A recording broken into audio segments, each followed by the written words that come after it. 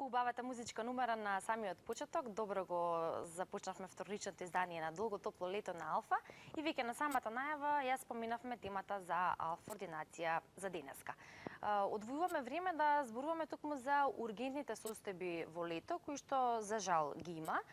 Состојби на кои што можеби не можеме да влијаеме, ни треба стручна медицинска помош, но затоа можеме да бидеме предпазливи, да внимаваме, да се заштитиме онолку колку што можеме за да ги избегнеме ургентните состојби.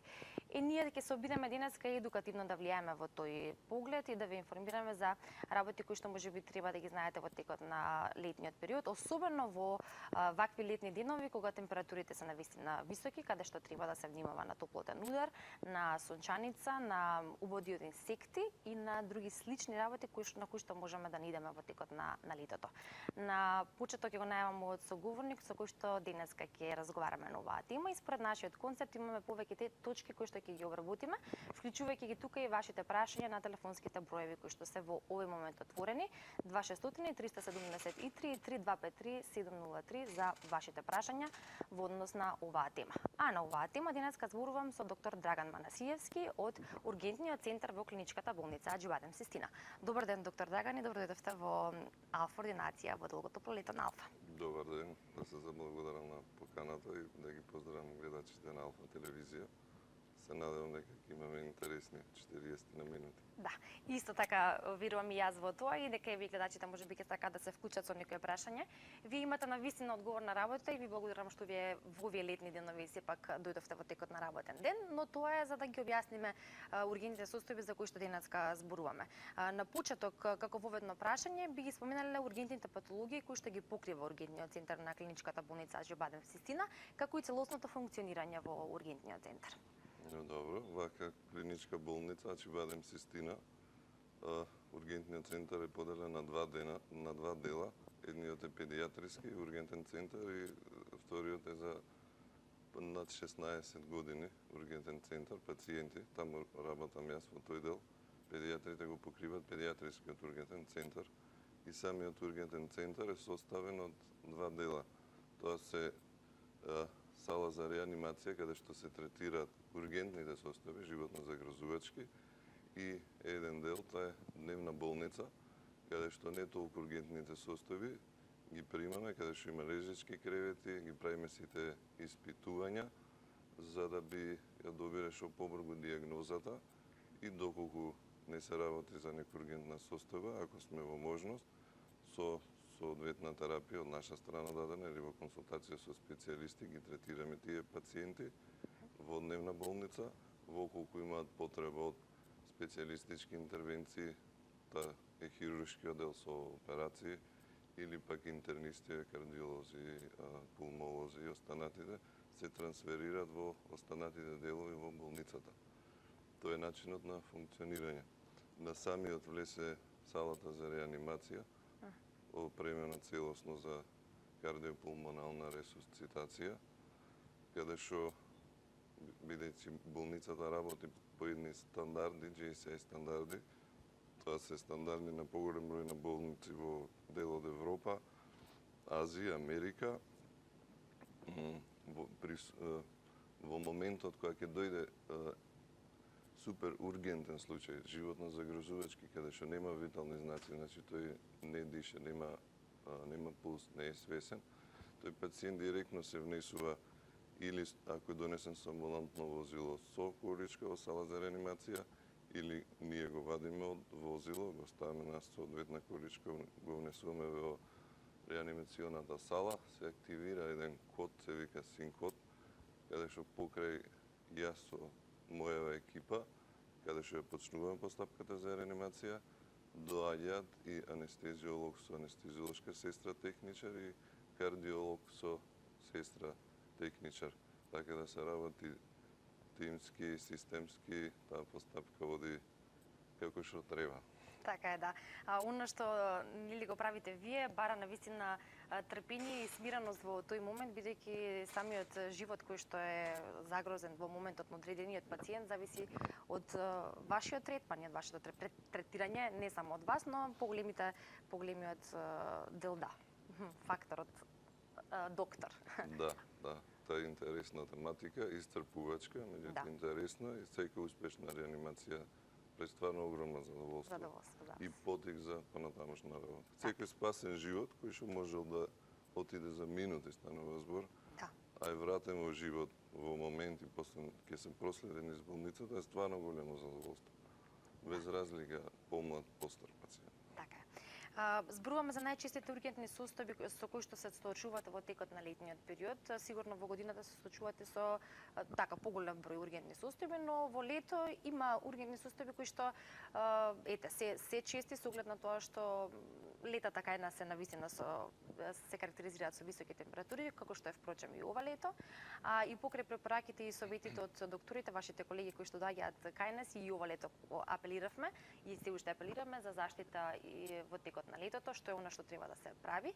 Нашите гледачи и граѓаните го знаат, но за жал доаѓа до несакани ситуации и од таму и до ургентни состојби во лето, како што е ситуацијата со топлотен удар, со сончаница, како што споменав и со убудите од инсекти кои што се чести во летото.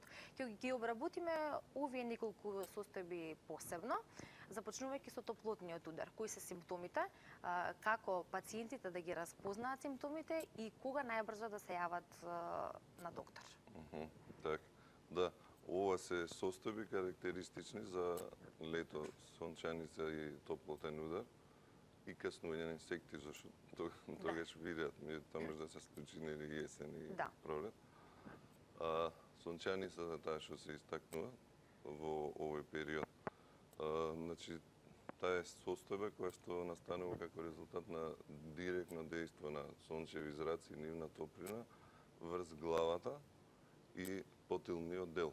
И останатиот дел, меѓутоа овој дел е најбитен. Зошто? Доаѓа до загревање на главата и организмот има потреба да го олади тој дел од главата. Значи, покрај центар што има за терморегулација, главниот механизам на ладење е со потење.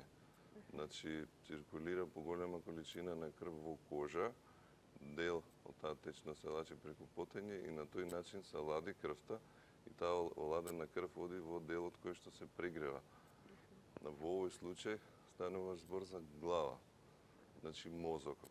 Таму е прегревањето, оди поголема количина на крв и тоа доведува до набрекнување на крвните садови, дел на излегување на течноста, од оток на мозокот и од тука се сите манифестации, значи мозочни, кои што ќе се манифестираат, бидејќи сите функции на мозокот прават манифестации телесни. И што настанува? Значи, тоа во зависност од човекот и колку бил изложен на сонце, да речеме најризични групи се новороденчињата и малите деца, значи доенчиња до 1 година. Зошто? Ради тоа што кај нив центарот за терморегулација се уште не е развиен. После 1 година тој веќе се развива. Сите хронични болни пациенти, посебно повозрастните, кај што компензаторните механизми на срцето, бели, дрво и бубрези веќе се намалени и е многу потешко ќе се соочат со влијанието на сончевите зраци и сончевата енергија. Луѓе кои што немаат кос, исто се изложени на директно влијание на сончеви зраци, кај нив многу побрзо овие симптоми ќе се развијат. Колкав период треба да биде изложен човек на сонце и исто зависи од многу фактори.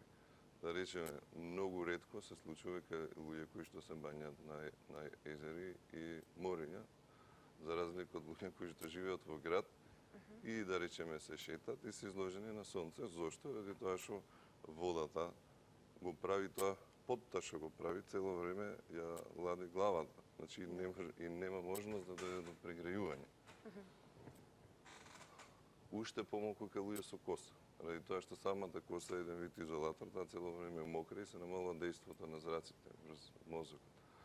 Секако да се препознае или колку време треба, нема правило. Некојаш е доволно 1 час на интензивно изложување на сонце, за 30 до 40 минути, 6 минути веќе да почнува да се видат први знаци на сончаница. Ради прилив на крв, лицето станува црвено. мозокот почнува малку да подотекува, се во знаци на гадење, повраќање, слабост, една изнамоштеност, малаксалост, се во главоболка. Значи, пациентот се чувствува дека не е добро, проблемот го лоцира тука горе. При уште поголема изложеност, тој беше потежок степен на настанува топлотен удар. За него е карактеристично покрај поизразени симптоми, ради тоа што веќе мозокот повеќе отекува, значи веќе има нарушување на свесност, човек ставува сомнорентен, значи потешко реагира на дразби, врегувано со парозна состојба, ке најтешки случаи со големо отекување заврегуваат и во коматозни состојби. Топлотен удар покрај за летен период, типично за него е климата да биде влажна во лето. Значи, во суви периоди, кај што нема влажност во воздух, многу ретко се во топлотен удар. Како степено да вие прегрејување што се. Може да се јави во кола, која што е прегрејана, се во летен период и кога влегува човек, тој брзо, кратко дејства на топлотен бран врз него и за минута-две, доколку не се разлуди или не отвори прозори да проциркулира воздух, а тоа е многу корисна метода, да се отварат сите врати, 30 секунди, една минута, колку и да нема ветар, провев, ќе излезе таа топлина, тој може да влезе у кола, без разлика дали има климатизер или не. Оваа состојба се и како топлотен удар кај луѓе што работат со во близина на топли материјали, топли печки, да речеме, работници кои што се. Војници кои што маршират и цело време со сати, они се принудени на физички напор, тој плюс дополнително оптеретување. За разлика од сонченицава што ја спомнав. Таму имаме подлабоки нарушување на свесност. Тоа е таа клиничка слика што се. Значи црвенилото е битно, на лицето, на брекнатост, симптоми од страна на мозочен систем со малаксалост, слабост, почнува едно гадење, значи цело едно повраќање. Кожата веќе не може, системот за регулација е исцрпен, кожата веќе не е влажна. Значи кај луѓе со сонченица кожата веќе е сува. Тоа е многу карактеристично. Ако е влажна, значи работи системот, се лачи зној и се разладува. И се предпоставам наредното прашање што да правиме во вакви состојби. Бидејќи обично се присутни граѓани, од страна ретко лекар ќе се погоди. Прво и основно тој што има такви симптоми треба да се тргне некаде во сенка, во ладно, значи да се несе нека просторија или дрво со сенка, таму да се стави, да се изолира од директно влијание на зраци. Тоа е прва поставка, најосновната, а не да му дадат помош на сонце. Втор, треба да се разладува главата, значи, и тоа може секој да го направи. Со обична вода не мора да е ладна, значи вода, која што носи да сипува на главата, да намокри косата, овој тилмио да лисно позади, да биде намокри. Во близина, ако има марас или нешто, продавница, да земат марас, да се стави да се замота во марамче или било што, да стави на глава и на овој дел. Пациентот да биде легнат, тоа е надворешно ладење. Внатрешно разладување со течности, значи да му се дава обична вода, минерална вода. Сок може да му се даде и тој не мора да биде екстра ладен, значи може да биде на собна температура. Зошто тоа пропуштив да кажам и кај сонченицата и кај топлотниот удар температура да се качува. Значи кај сонченицата доаѓа 38-38,5. Кај топлотниот удар оди 39-40 степени, значи тоа е прегрејан пациент. Значи имаме температура како при инфективни болести, покачена. Таа мора да се намали. Тоа е помош која што можат гледачите што слушаат да ја применат во било кое време. И речиси било каде да се наоѓаат, освен на планина да се каже, немаат услови. Симптомиве се повлекуваат многу полека. Значи треба неколку сати тоа да се повлече и за жал, како резултат на тие промени во мозок, оток и тоа треба денови да поминат, неколку дена понатака, 2, 3, 4, 5, 6 дена, значи они ќе имаат се уште некоја главоболка, слабост, малаксалост, може да се јави промена во расположение, значи да станат депресивни, еуфорични, така да не е толку безазлена таа состојба. А меѓутоа зависи од многу фактори, како што ви кажа. Така. И сега тоа и произлегува и од онаа препорака честа која што е да не се изложуваат граѓаните на сонце после 11 часот, па се до 17 часот. Точно. Но во овие летни денови, високи температури, дури и по 17 часот, па и пред 11 часот е навистина топло. Така да не знам дали ќе се поместат границите и не е возможно со голем број обврски кои што ги имаме да го избегнеме, да ја избегнеме таа изложеност, но колку толку да внимаваме со шапка, односно капа на глава или некаква заштита, движење под сенка, онолку колку што можеме и разладување. Значи шапките се најидеална заштита за ова. И тоа посебно оние сламени шапки што за жал не се популарни, посебно да се поголеми, зашто сенката да биде поголема, да ви фате на главата, лицето во овој дел од врата. Да. Тоа е битно. Тоа да Има се покрие. многу интересни повозрасни жители, ги гледам на селбата кај што живеам, си пазарат во продавница со чадор. Да, и тоа е заштита. И тоа е перфектна заштита, заради тоа што сенката е поголема. Да. Али и тоа функционира многу добро. И треба да стане Превенција е пракса. тоа.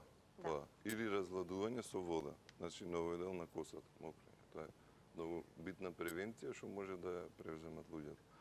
Во однос на сатниците, тоа на сите телевизии потенцира 9, 10, до 5 сат, до 6 сат, до 7 сат. Ја не сум приврзаник за тоа. Зошто? Значи имаме летни периоди со различни температури. Да. Многу побитно е колку време ќе бидеш изложен на сонце. Ти може да излезеш и во 2, во 3 сат, да биде кратка релација, кај што влијанието на топлината ќе биде многу мало, отколку да излезеш и во 6 сат, кај што пак е релативно јако сонцето, меѓутоа да поминеш подолго време. И зависност како се излезе. Да. Стојат сатниците, меѓутоа тоа не е некој правило и на одмор кога се луѓето да се држат. Тие може да одат на плажа и во топол период, меѓутоа кога се во длабока сенка, ако се бањаат и повторно се во сенка, значи они може тој дел од денот да го искористат. Значи сатницата не е толку битна. Периодот и времето на изложувањето на ова, возраста, како што ви кажав, Хронично болните и младенчињата и доенчињата. децата и не деца и да се излезе, да се прошетат, се покриени, заштитени. Таа е таа категорија која што треба да внимава во овој период од годината кои што се подложни на промени. Да. Од почетокот на летото па до сега, имате ли голем број вакви случаи во вашиот ургентен центар во Систина? Конкретно овие сончаници, топлотни удари, толку не. Зошто? Заради тоа што Веќе сепак се превенира, се превенира. луѓето се повеќе едуцирани, значи сите, слушнав имате емисии за вода, нејзино влијание врз Да. тело, консумираат напитоци, значи овоше зеленчо кои што се богати со вода, минерали, почитуваат тоа што се кажува, нели, портокалова фаза, ваква фаза, Да. колку е зголемена температурата. Штетните UV зраци, заштитата од тоа и така натака. Имаме често, почесто да речем, посебно сончаници неколку повеќе минатата година, наши веселеници кои што живеат Шведска, Данска, Норвешка и доаѓаат тука за летниот период и тоа е веќе голема промена на клима. Они ги немаат овие температури, во тој дел тука доаѓаат и ќе дојдат на 40 степени, така да тоа е малку Така. премногу да се акомодира тој организам. Ја спомнавме сончаницата, топлотниот удар, симптомите, превенцијата, како да изгледа и како да се помогне некому во таква ситуација. Да, тоа е она пошто сметам дека е најбитно за гледачите да кажеме нешто интересно. Значи, Да. нешто може да инаку медицински, кој биде донесен во установа. Значи, тука постапка да оди сосема друго, тоа е разладен, седнат, климатизиран, да се наоѓа венска линија, се пушта полека разладени раствори кои што многу побрзо намалуваат температурата. При изразени отоци се пуштаат манитоли раствори кои што го намалуваат отокот на мозокот. Цело време се прави проверка на невролошка функција, така да оди малку побрзо. Меѓутоа, она што можат луѓе да го направат, ако им се случи, тоа што го зборевме во првиот дел од разговор.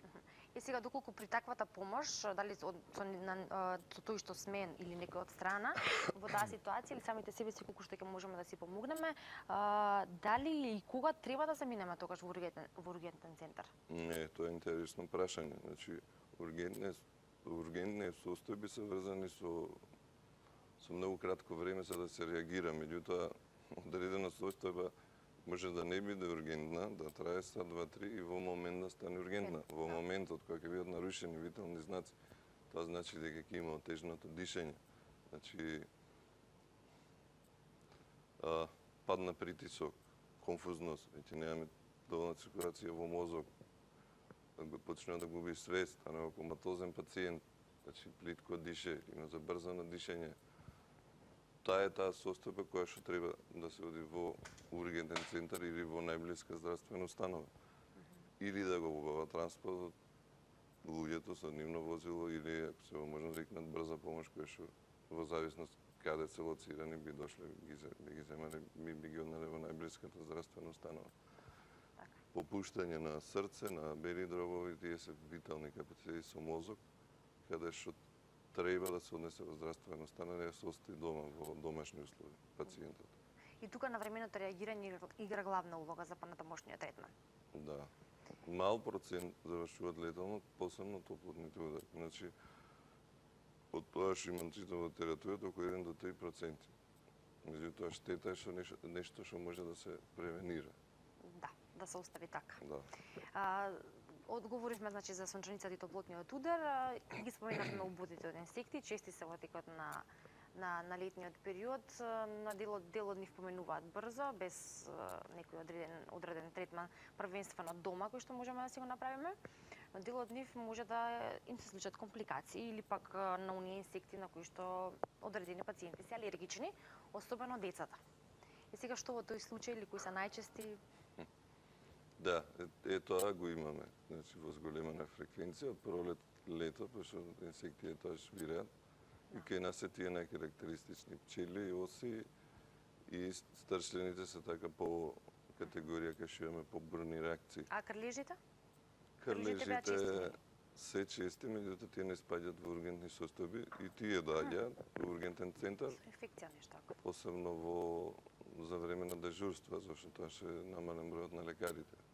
Зголемен е бројот, меѓутоа тоа не е ургентна состојба.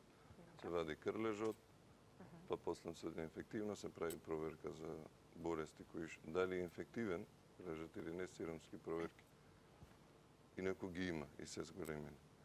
Зошто овие оси, пчели и стршлени најчесто и некои други инсекти? Тоа се ургентни состојби кај луѓе кои што се алергични на овие обиди или кои што прв пат се боцнати со нив и настана бурна алергиска реакција. Не сите од нив реагираат бурно. За среќа и најчесто околу 90% реагираат само со некоја локална алергиска реакција.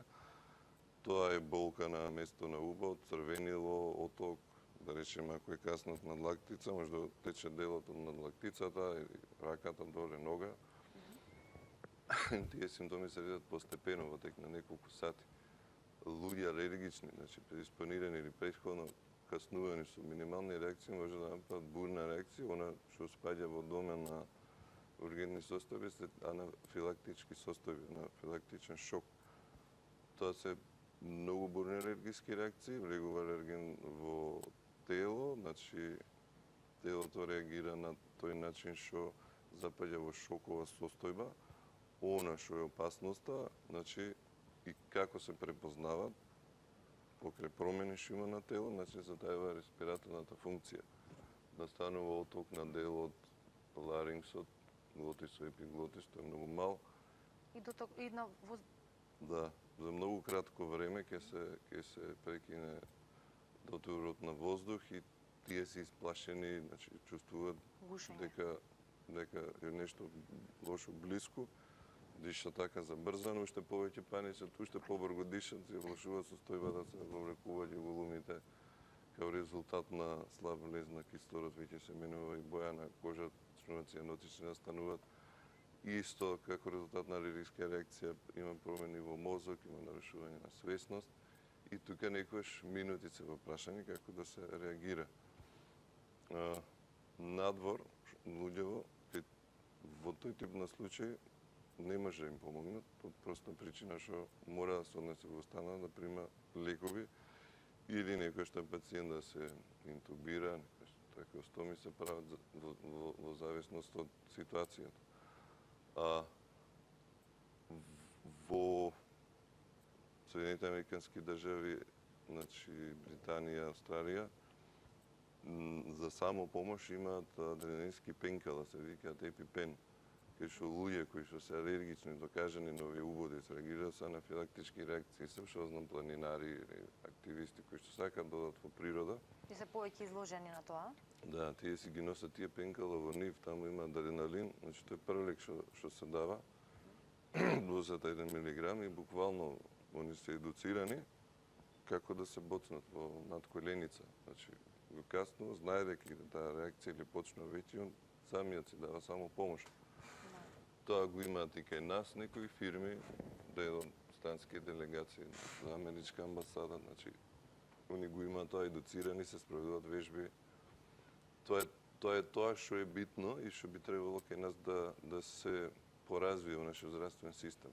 Да. Мал процент, меѓутоа ургентни состојби, висок процент на тие на филакси, за жал, ќе завршат летално, колку не им се пружи помош. Да.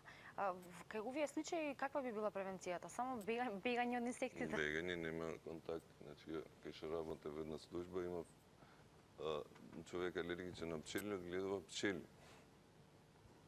Апсурд. Да, беше испокасан некаде десетина убоди во тело и додека да се стигне да се реагира човекот веќе беше починал. Значи, да се тргне колку што е можно подалеку од тој дел кај ги има тие, кај што има растенија, природа најчесто таму. Да. Не носење подолго обрега, меѓутоа тоа ако реши да нападне, ќе нападне. Така е, да. Има, да речеме, и хипосензибилизација, значи тоа го прават дерматовенеролозите. Значи, со давање на помали дози на алергени, по не толку јаки сензитивни алергени се прави намалување на осетливоста на тело кон тој алерген или алергени, во конкретниот случај збориме за осиви и пчеливи. И се прави тој третман година-две, постепено се зголемува интензитетот на алергените и бурноста на реакцијата кај пациентот се намалува. Така. Тоа верувам дека можеби оние кои што се алергични и знаат дека се деломно се информирани, пременуваат дел од овие превентивни мерки кои што не се многу. Пред се заштита од пчелите, оно колку што може да избегаме од нив, иако и ние кои што не сме алергични сепак се плашиме од убодите кои што не се баш толку пријатни, но најважно е за оние кои што се загрозена категорија, во случај алергичните пациенти на пчели. Верувам дека дел од советите добро ги разбраа нашите гледачи. Имаме уште кратко време за алфа ординација, но сега е терминот на вестите во минута, краток маркетинг и потоа се враќаме во студијата.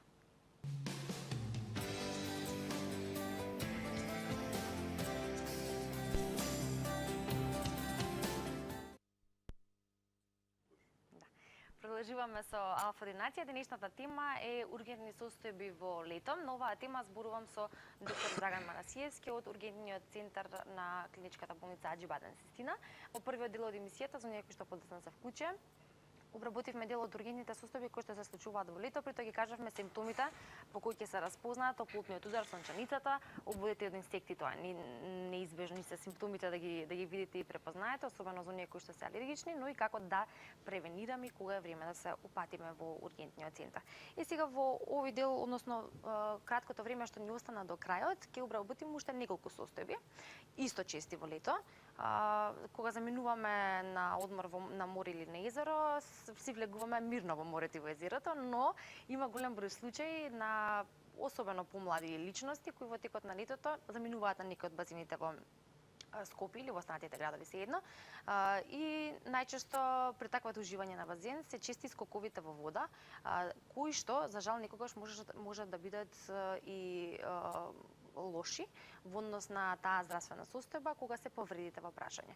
При скок во вода може да се повреди вратот, може да се повредат градите или некој друг дел од телото и некогаш ќе поминат лесно со масажа моментална, а некогаш и не. Сега кога и како се карактеризираат овие состојби и кога сте вие тука да интервенирате? Значи, првим таму, пак во зависност кој тип на повреда, ако сакаме да работиме глава со врат, добро.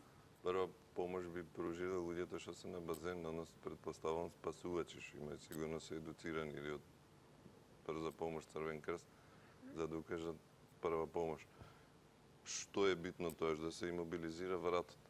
Значи, без многу движење на вратот. Имобилизација би требало да имат тие популарни шанцови кравати или околу вратници, сега како што се преведени во Македонија, кои што се става на врат, тие се фиксни, значи би се фиксирал вратот, би се намалиле движењата, доколку е тој во безсвесна состојба, значи има трнење на раце, на нозе, не ги чувствува, значи можно е да има некоја сериозна повреда на врат, која што би се диагностицирала, значи клинички со снимки. Ке се направи компјутеризирана томографија, би се виделе доколку има фрактури на прсени, дали има притисок на рабетен мозок, на кое ниво е и како тоа би се третирало. Помошта што би можеле да помогнете без многу движење на врат. Значи да се извади, ако има даска да се легне на даска, ако има шанцова крата да ја постават, ако не со каиши да се имобилизира пациентот и да биде транспортиран во најблиска здравствена установа, и та терцијарна, кај што ќе се прават снимки, ќе се направи диагноза и воколку има можност, има потреба од интервенција, неврохирурзите би интервенирале. Тоа се тие опасни повреди на врат. Може да настанат повреди на граден кош. Значи со фрактури на ребра, да настане пнеумототоракс, влезна воздух во белодробната мараница, хематоторакс, крв да навлезе. Со еднотежното дишење, тоа исто запаѓа во ургентна состојба. Помошта тука на луѓето што ќе биде во седечка положба или ако се случи шуштење да биде зад на тој дел од отворот со што знам со некој со ткајнина, со нешто за да нема струење на воздух. Кај фрактури, тоа се најчестите и за среќа најчести од овие. Значи фрактура на подколеница, надколеница, рака. Она што може да помогне е исто да се направи имобилизација. А доколку има базени, ви ги спомнали конкретно некои шини, или пак со обични прачки, со крпи, да се намали движење во тој дел од екстремитетот. Со тоа се намалува болката, ако стане збор за поголеми коски, евентуално оштетување на поголеми крвни садови. И пак иста е процедурата, се носи во најблиската установа, каде што се прави веќе обични рентген снимки, да се види дали има фрактура или не, и се проведува по натамошна постапка. Најтешки се овој тип нели врат со ова. Имало случаи во Струга, значи од мост да рипање удара доле на ова, каде што има комплетна дисекција на пониско ниво дел од вратот, каде што станува со плегија, целосно земеност на раце, нозе, така да треба да внимават При такви скокови. При такви скокови, И висината каде исто така. скока, да, висината, колку е длабоко, посебно базениот, има одредена длабина, рабовите им се пооштри, обично фрактури, те што настанувате со лезнување на краевите од базениви, а овие повреди рипање од карпи, не знам, езера, кај има пореки. И се почести во овој период. И предпоставам тоа, па цело време го потенцирам, што би им било интересно на гледачите, како они би помогнат. Да. И само дозволи да кажам, многу често крварат. Значи, ако се отворени фрактури глава, да не испаничат, оти ќе излезе или крв излегува, масовна паника меѓу население, да го сопрат крварење, да направат компресија. Значи, не мора да е стерилен материјал. Од крпа да шимат, ако крвари од глава да се притисне на тој дел, или ако има големо крварење од доле од подколеница да се стегне горниот дел од надколеницава, за да би се сопрело крварењето од поголеми крвни садови. Ако е голем крвен сад, тоа е обилно крварење, значи за минута-две може да изгуби голема количина на крв, да веќе станува ургентна таа состојба, животно загрозувачка. Тоа може да си помогне доколку има некој кој што не е испаничен во моментот со релативно едноставна постапка, а ќе спаси живот, посебно кај пообилните крвари. Рековме, овие се чести случаи во лето, а исто така често, на кое што многу минално сме сведоци, е и губењето свесност, Да. свест. Обично, оние кои што варираат со крвниот притисок, имаат или висок или низок крвен притисок, особено ваковото време влијае на вистина многу и може да се случи да дојде до несвестица. Што во тој случај? На оној кој што му се случува секако не може да се помогне, пошто не е при свест, но оние кои што се одоколу можат некако да помогнат. Како би било тоа? И исто тука би се надврсало прашањето кога е време кога веќе треба стручна помош. Да, тоа е губиток на свест со променен притисок или колапсни состојби, таа беше познат термин, да. колапс, кај што има нагол пад на крвен притисок. И типично за овој период е, бидејќи се повеќе се климатизирани просториите, излегување од климатизирана просторија на надворешноста на 40 степени, да кажеме, кај што во ладно веќе крвните садови се постегнати вазоконстрикторни, на излегување надвор, тие се шират, пак крвта оди во кожа, паѓа притисокот, нема прилив на крв во мозок, веќе се гасат функциите, се губи свест и паѓа неминовно доле пациентот. Значи, Да. За среќа тоа трае многу кратко, трае неколку секунди. Најчесто се сеќаваат цело време дека им се слошило, нешто им се темне пред очи, зуење во уши и паѓа доле под влијание на земјина тежа крвта од екстремитети оди во мозок, веќе се носи кислород, хранливи материи, се активира мозокот, многу брзо доаѓа до свесност. Што треба да направат во тој случај? За колапс тоа е краткотраен губиток на свест или синкопа. Или пак слушување со, они ќе кажат од страна изгубил свест, меѓутоа тој се сеќава за цело време на настанот. Да биде легнат пациентот, нозете да бидат кренати високо. Автоматски крвта се враќа во главата и за неколку секунди станува збор, тој веќе станува свест. И тие пациенти, за разлика од овие со сончаница, се цели препотени. Значи, тие се препотени со една ладна, леплива, бледи пациенти. Кај сончаници кожата е сува, го кажа во првиот дел разговор. Да. Таа е постапка кај луѓе со краткотраен губиток на свест или колапс. Ако има губиток на свест, значи сопрозен коматозен пациент кој што диша, не отвара очи, не реагира на дразби, значи на посилни дразби, во тој случај што треба да направат, не е она што често го прават, тоа е ставање ставаат прст во уста да го извадат јазикот. Значи тоа е така Познато така познато, да. Меѓународот. Прават грешка, зошто? Овој дел од јазикот што го гледаме 1/3, 2/3 се сосема позади. Јазикот е свиткан вака, значи како Г буква.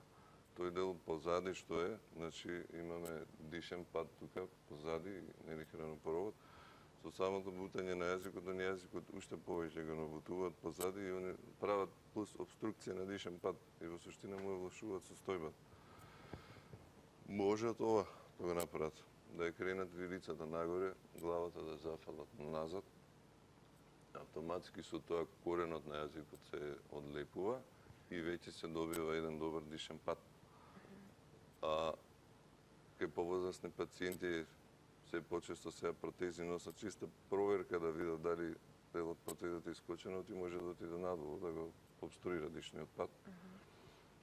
И доколку почне да има стегање на стомак, тоа осеќа дека нешто ќе повраќа, значи главата биде свртена на страна. Инаку кај без свесен пациент е странична положба. Свитка на нога во едно колено, другата рака се врти во странична положба, главата зафрлена на назад и се остава во таа положба. Таа е основна помош што се дава. И стручно лице да дојде да дава таа помош. Тоа е прва проверка на дишен пат, значи airway, breathing, тоа е дишењето. Оваа положба на глава, да не имаме аспирација на повратени маси, што многу често се случува, или некое страно тело во уста. Тоа е тоа што би можеле да помогне.